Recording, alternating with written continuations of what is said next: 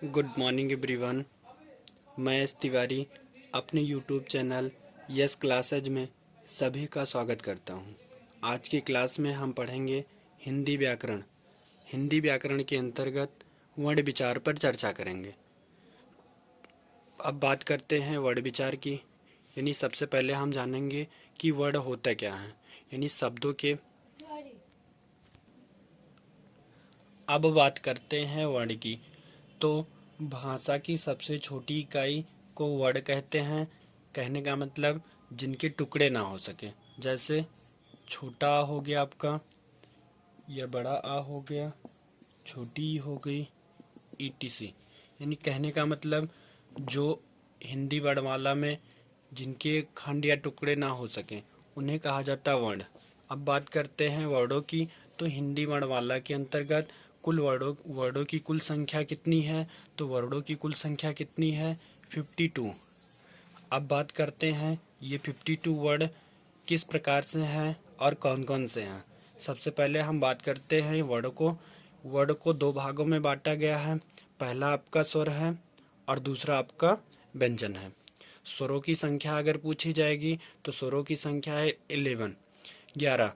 अब स्वर आपके दो प्रकार के होते हैं, एक है ह्रस्व स्वर, दूसरा है दीर्घ स्वर।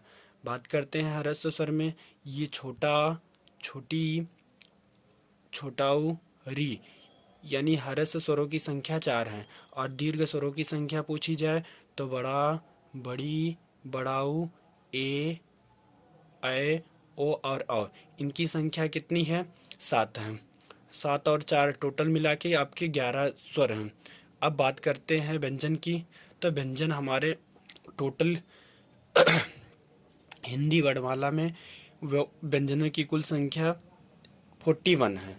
अब बात करते हैं इन 41 व्यंजनों को किस रूपों में बांटा गया। सबसे पहला आपका आता है,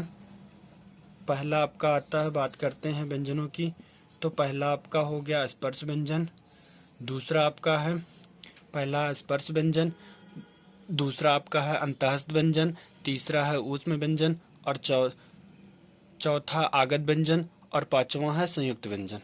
अब बात करते हैं स्पर्श व्यंजन की। स्पर्श व्यंजनों की कुल संख्या कितनी है, तो 25 है। अब बात करते हैं कि स्पर्श व्यंजनों में कौन कौन से वर्ण आते हैं, तो पहले आपके का वर्ग से लेकर पा वर्ग तक। आप जानते हैं कि वर्ग आपके 5 प्रकार के होते हैं। का वर्ग होता है, चा वर्ग होता है, टा वर्ग होता है, ता वर्ग होता है और पा वर्ग होता है। का वर्ग के अंतर्गत का, खा, गा, घा, ङ। इसी प्रकार से चा वर्ग में और टा वर्ग में, ता वर्ग में और पा वर्ग में कुल मिला के 25 वर्ण आते हैं। और आप जानते हैं दो आपके और डा और ढा आपके दो दुगुण व्यंजन हैं। टोटल मिला के 25 और 2 हो गए 27। यानी स्पर्श व्यंजनों में बात की जाए तो स्पर्श व्यंजनों की संख्या कितनी है 25 है, और दो आपके द्विगुण व्यंजन है। नेक्स्ट बात की जाए कि अंतःस्थ की। अंतःस्थ की संख्या है 4। इसके अंतर्गत या, रा, ला और वा वर्ण आते हैं। अब नेक्स्ट बात करते हैं ऊष्म की। ऊष्म भी आपके होते हैं 4 प्रकार से। पहला आपका है तालव्य सा, दूसरा आपका है मूर्धन्य सा, तीसरा आपका है दंत सा और हा। ये 4 ऊष्म व्यंजन आपके होते हैं। नेक्स्ट बात करते हैं आगत व्यंजन की। तो आगत व्यंजनों की संख्या कितनी है 2, ज और फा। नेक्स्ट बात करते हैं संयुक्त व्यंजन की। संयुक्त व्यंजन वर्ण में कौन कौन से होते हैं, ये संयुक्त व्यंजन वर्णों की संख्या होती है 4।